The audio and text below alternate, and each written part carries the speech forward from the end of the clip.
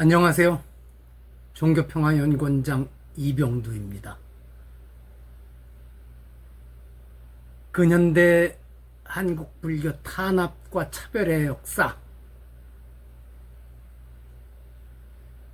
실제로는 두 번째이고 본격적으로는 첫 번째가 됩니다. 오늘은 일제의 사찰령 반포와 그 상처 및 후유증을 살펴보겠습니다. 불교사를 연구하는 사람들은 흔히 조선 초기 이래 스님들이 서울에 들어오는 것을 금지하던 승리 도성 출입 금지를 완화시킨 1895년을 근대 불교의 시작 지점으로 보는 데에 대체로 동의하고 있습니다. 저도 그러리라고 생각합니다만 편의상 일제의 침략이 본격화되는 1900년대 초반부터 최근에 이르기까지의 120여 년을 한국 불교 근현대사의 시간 범위로 살펴볼 생각입니다. 청일전쟁과 노일전쟁에서 승리를 거둔 일제의 침략이 더욱 노골해지고 전국의 주요 전략 거점에 일본 군대를 주둔시키게 되자 전국 지방 곳곳에서 의병들이궐기하여 일본군과 전투가 벌어졌습니다.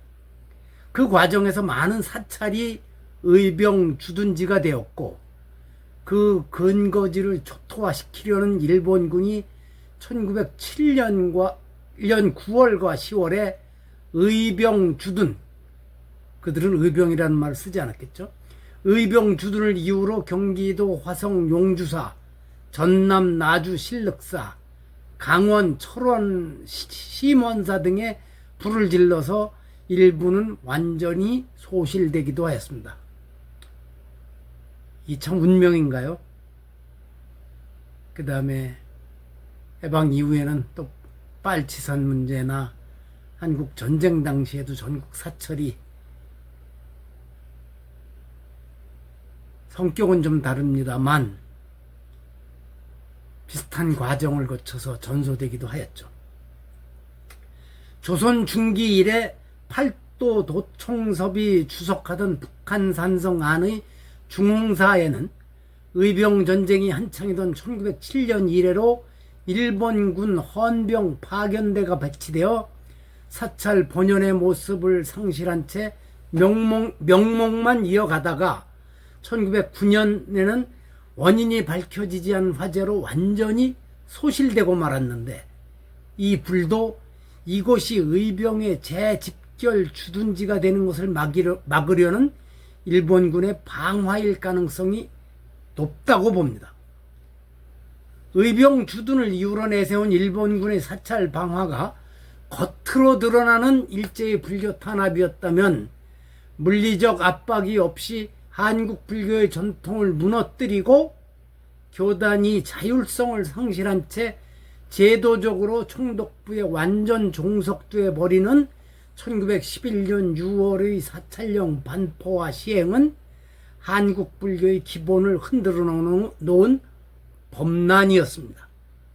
근데 이것을 범난이라고 보는 이들이 그리 많지 않습니다. 저는 이것이 역사의식의 부재에서 기인한다고 봅니다. 사찰령 내용을 보겠습니다. 제1조 사찰을 병합 이전 폐지하고자 할 때는 조선 총독의 허가를 얻어야 함. 그 기지나 명칭을 변경하고자 할 때도 또한 같음. 제2조 사찰의 기지와 가람은 지방장관의 허가를 얻지 않으면 전법, 포교, 법요 집행과 승리, 거주 목적 이외에 사용하거나 또는 사용하게 할 수 없음. 제3조 사찰의 본말관계, 승규, 법식, 기타에 필요한 사법은 각 본사에서 정하여 조선 총독의 인가를 얻어야 함. 제4조 사찰에는 주지를 두어야 함. 주지는 그 사찰에 속하는 일체의 재산을 관리하여 사무 및 요 사무할제 사자는 일사자가 아니고 절사자입니다. 사무 및 법요 집행의 책임을 맡아 사찰을 대표함. 제5조 사찰에 속하는 토지, 삼림, 건물, 불상, 성물, 고문서, 고서화 등의 귀중품은 조선 총독의 허가를 받지 않으면 이를 처분할 수 없음. 제6조 전조 앞에 제5조를 말하는 겁니다. 전조의 규정을 위반한 자는 2년 이하의 징역이나 또는 500원 이상의 벌금에 처함. 제7조 본령에 규정하는 것 외 사찰에 관한 필요한 사항은 조선 총독이 정함.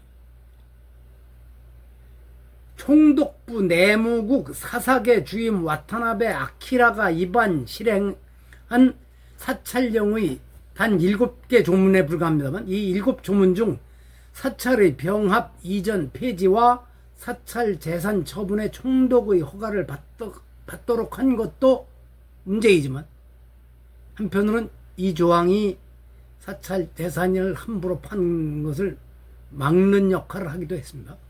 1600년 한국 불교 역사에서 비슷한 사례를 찾아볼 수 없는 본산제를 시행하게 하면서 주지가 모든 권한을 가지고 전행할 수 있게 한 것이 산중 공의에 바탕하여 자율적으로 운영되어 온 한국 불교의 전통을 완전히 끊어놓았습니다. 게다가 본산 주지 임명권이 총독에게 있어서 주지는 총독부 지배를 받는 관료와 다름없는 처지가 되어 일제가 요구하는 대로 일본 국왕의 만수무강을 기원하는 법회를 정기적으로 열게 하는 등 전국 사찰을 일제의 하수인처럼 만들었고, 결국 정치 권력의 예속과 한국 불교의 세속화를 부추기고 민족 해방 이후에도 그것이 이어지는 나쁜 씨앗을 심어 자라게 한 것입니다. 그리고 이 사찰령과 그 시행 규칙에 따라 잉태된 주지 등 사판 행정 중심 체제가 해방 이후 계속된 분규의 원인이 되었으므로 사찰령 반포와 강제 시행은 한국 불교 탄압 역사에서도 가장 큰 악영향을 끼치고 그 후유증이 어느 범난보다 오래가고 있다고 할 수 있을 것입니다. 일제가 반포 시행에 들어갔던 사찰령 체제가 여전히 영향을 미치고 있다고 하면 그게 무슨 소리냐며 항의하는 이들이 많을 것입니다. 그러나 현실을 조금만 자세히 들여다보면 그렇군 하며 고개를 끄덕이게 될 것이라고 저는 믿습니다.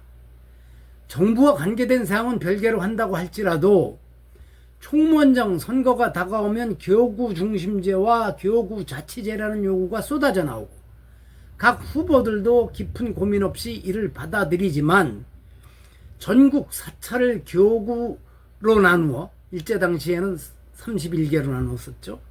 지금 북한을 빼고 남쪽만 24개인가 25개 교구로 나눠져 있습니다.